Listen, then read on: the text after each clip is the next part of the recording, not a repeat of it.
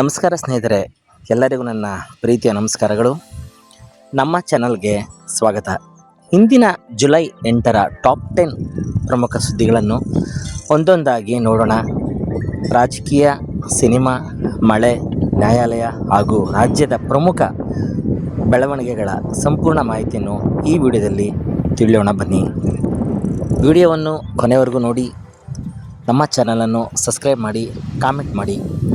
ಮೊದಲನೇದಾಗಿ, ಕಮಲ್ ಹಾಸನ್ ಕನ್ನಡ ವಿವಾದಕ್ಕೆ ಹೊಸ ತಿರುವು ಬಂದಿದೆ. ನಟ ಕಮಲ್ ಹಾಸನ್ ಅವರ ಕನ್ನಡ ಭಾಷೆ ಕುರಿತ ಹೇಳಿಕೆಗೆ ಸಂಬಂಧಿಸಿದ ಪ್ರಕರಣ ಇದೀಗ ಜನಪ್ರತಿನಿಧಿಗಳ ವಿಶೇಷ ನ್ಯಾಯಾಲಯಕ್ಕೆ ವರ್ಗಾವಣೆಗೊಂಡಿದೆ. ಈ ಬೆಳವಣಿಗೆ ರಾಜ್ಯಾದ್ಯಂತ ಚರ್ಚೆಗೆ ಕಾರಣವಾಗಿದೆ. ಮುಂದಿನ ವಿಚಾರಣೆ ಯಾವಾಗ ನಡೆಯಲಿದೆ ಎಂಬುದರ ಬಗ್ಗೆ ಎಲ್ಲರ ಗಮನ ನೆಟ್ಟಿದೆ. ಎರಡನೇದಾಗಿ, ಸಿದ್ದರಾಮಯ್ಯ ಮಾಜಿ ಸಿಎಂ ಮುಖ್ಯಮಂತ್ರಿ ಸಿದ್ದರಾಮಯ್ಯ ರಾಜ್ಯ ಪ್ರವಾಸಗೊಂಡಿದ್ದಾರೆ. ಮುಖ್ಯಮಂತ್ರಿ ಸಿದ್ದರಾಮಯ್ಯ ರಾಜ್ಯದ ವಿವಿಧ ಜಿಲ್ಲೆಗಳ ಪ್ರವಾಸಕ್ಕೆ ಸಿದ್ಧತೆ ನಡೆಸಿದ್ದಾರೆ. ಅಭಿವೃದ್ಧಿ ಕಾಮಗಾರಿಗಳ ಉದ್ಘಾಟನೆ, ಸಾರ್ವಜನಿಕ ಸಭೆಗಳು ಹಾಗೂ ಪಕ್ಷದ ಕಾರ್ಯಕ್ರಮಗಳಲ್ಲಿ ಭಾಗವಹಿಸಲಿದ್ದಾರೆ ಎನ್ನಲಾಗಿದೆ. ಈ ಪ್ರವಾಸ ರಾಜಕೀಯವಾಗಿ ಸಾಕಷ್ಟು ಮಹತ್ವ ಪಡೆದಿದೆ. ಮೂರನೇದಾಗಿ, ಅಂಜನಾದ್ರಿ ಹುಂಡಿ ಎಣಿಕೆ ವಿವಾದ.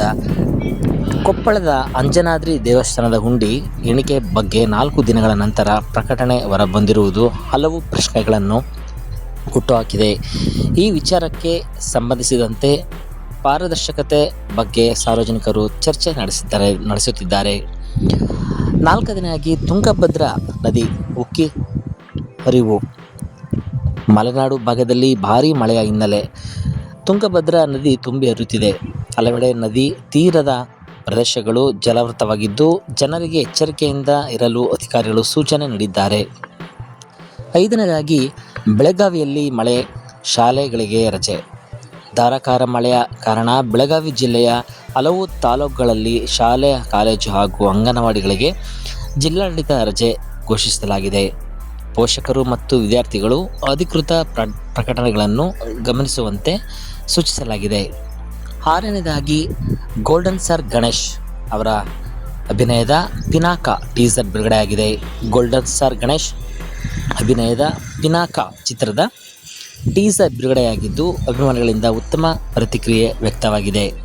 ಗಣೇಶ್ ಅವರ ಹೊಸ ಲುಕ್ ಸಾಮಾಜಿಕ ಜಾಲತಾಣಗಳಲ್ಲಿ ವೈರಲ್ ಆಗುತ್ತಿದೆ. 7ನೇದಾಗಿ, ನಾದಬ್ರಹ್ಮ ಎಂಬ ಹೆಸರಾಗಿರುವ ಹಂಸಲೇಖ ಅವರ ಭಾವುಕ ಮಾತುಗಳು. ಖ್ಯಾತ ಸಂಗೀತ ನಿರ್ದೇಶಕ ಹಂಸಲೇಖ ಅವರು ಶಂಕರ್ನಾಗ್ ಅವರನ್ನು ನೆನೆದು ಭಾವುಕರಾಗಿ ಮಾತನಾಡಿದ್ದಾರೆ. ಶಂಕರ್ನಾಗ್ ಅವರಂಥ ವ್ಯಕ್ತಿ ಮತ್ತೆ ಹುಟ್ಟುವುದು ಕಷ್ಟ ಎಂದು ಅವರು ಹೇಳಿರುವ ಮಾತುಗಳು ಅಭಿಮಾನಿಗಳ ಮನ ಮುಟ್ಟಿದೆ. 8ನೇದಾಗಿ, ಭವ್ಯ ಗೌಡ ಮನವಿ ಮಾಡಿಕೊಂಡಿದ್ದಾರೆ.